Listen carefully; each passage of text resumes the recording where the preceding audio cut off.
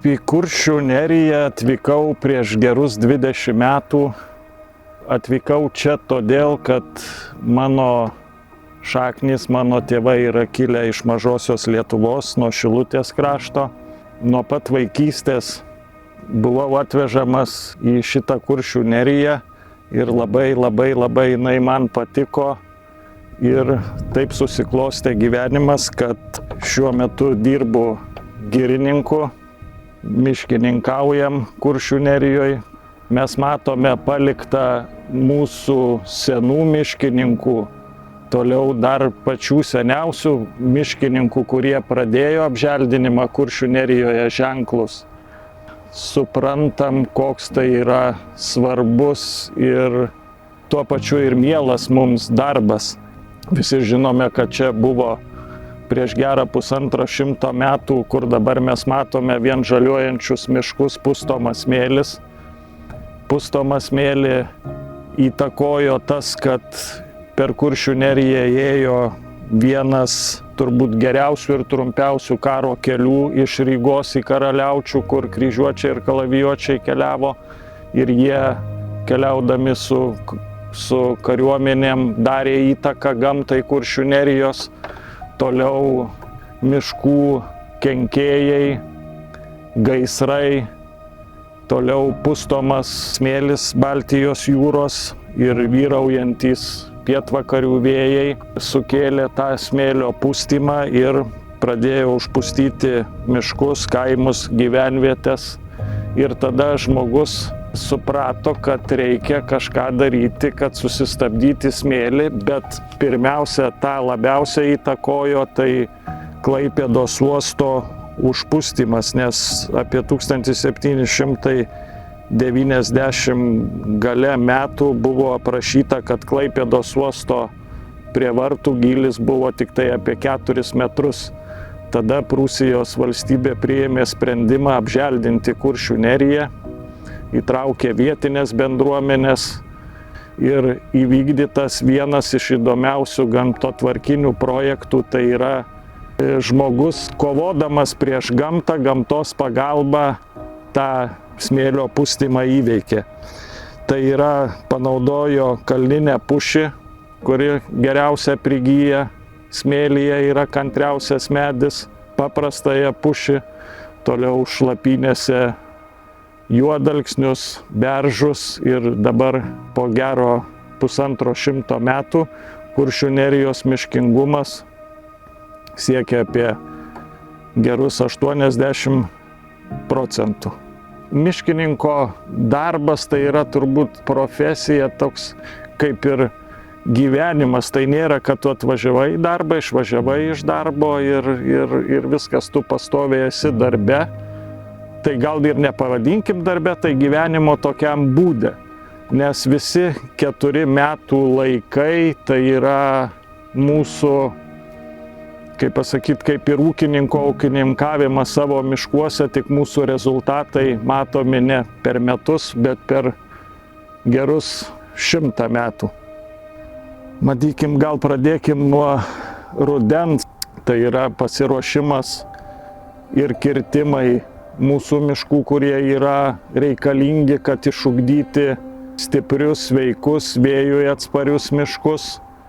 Toliau pertvarkymo kirtimai, vadinkim, kurie yra kalninė pušis persenusi ir mes ją iškertam, kad jinai nesudegtų ir nesukeltų gaisrų ir tada atkuriame mišriais medynais, taip pasodiname paprastą pušį, beržai užauga. Pasikeičia biologinės įvairovės šiuose medynuose.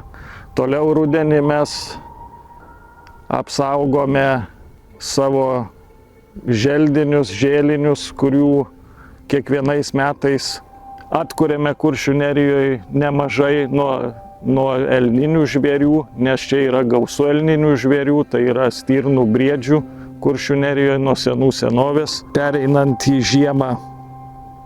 Žiemą dirba rangovai, žiemą yra pats darbymetis, yra kertamas miškas, bendraujame su rangovais, rodom jiem, kaip šituos medynus kuo geriausiai iškirsti, kuo mažiau padaryti žalos. Toliau, aišku, jeigu žiemos yra gilios ir sunkios, stengiamės padėti mūsų miške gyvenantiems gyvūnams. Toliau planuojame darbus pavasarį, o atėjus pavasariui mes laukiame parskrendančių paukščių, ruošiame jiems inkilus, kabiname inkilus, išvalome senus inkilus, toliau ruošiame rekreacinės aikšteles, kur pas mus rekreacija labai didelė vasara. Prižiūrime dviračių takus, pėsčiųjų takus ir pagrindinis darbas pavasarį, tai mes atkuriame mišką, tai yra reiškia sodinimas miško, kur dalyvauja bendruomenės. Labai Kuršių nerijoje dar yra išlikęs būdas padėti sodinti mišką. Na ir toliau ateina vasara. Vasara pagrindinis mūsų dalykas, tai yra priešgaisrinė apsauga mūsų Kuršių nerijos, kadangi čia, jeigu įsivyrauja gaisras, tai jie yra labai dideli, sunkiai valdomi ir sunkiai gesinami. Tai yra vykdoma priešgaisrinė apsauga, kur budi miškininkų 2 komandos Kuršių nerijoje. Yra 4 vaizdo kameros, kurios stebi visą Kuršių neriją ir budi atsakingi darbuotojai ir gavę ženklą mes patys pirmieji vykstam į gaisro vietą, reikia surasti gaisro židinius ir informuoti gelbėtojų komandas, priešgaisrinės komandas ir pradėti gesinimus. Toliau prižiūrime dviračių takus, miško kelius ir ruošiamės darbui rudeniui. Kaip minėjau, ruošiame miško kirtimui mišką. Ką mes čia dabar matom, ruošiame miško laukymės, nuo sumedėjusios augalijos iškirsti, kad ne tik Kuršių nerijoje reikalingi vien miškai yra, tai reikalinga net ir pievų. Dalis jų čia yra šiaip mažoka, turėtų galbūt daugiau, nes ne tik miške gyvena gyvūnai ir paukščiai ir kiti, bet ir pievose yra atskirų rūšių, kurie gyvena tik miško pievose, miško laukymėse. Toliau ateina ruduo ir vėl tas ratas toksai eina kaip ir miškas, kaip yra uždara ekosistema. Seniau žmogus buvo gal labiau miško vartotojas, naudotojas, tai jisai kirto medieną savo būstui, savo šildymui, savo buities įrankių gamybai. Toliau medžiojo žvėris maistui, rinko miško gėrybės, grybus, uogas. Na, o šiuolaikinis žmogus gal yra daugiau stebėtojas miško, kurisai stebi, kaip miškas auga, kokie vyksta procesai, kokie gyvūnai gyvena ir jisai tą stebėdamas jaučiasi gal svečias miške, ne šeimininkas kaip seniau. Ir ką mes pastebim Kuršių nerijoje, kad žmonės paskutinį gal 10-metį iš tikrųjų tai labiau kultūringėja, protingėja ir nepalieka miške šiukšlių. Pamatydami, kažkas daro, ką nors negero, greitai informuoja mus miškininkus. Labai gerai, vasara yra daug, dviračių takas yra vienintelis dabar atnaujintas ir toks pilnas žmonių eismas kaip kokiam Vilniui centriniai gatviai.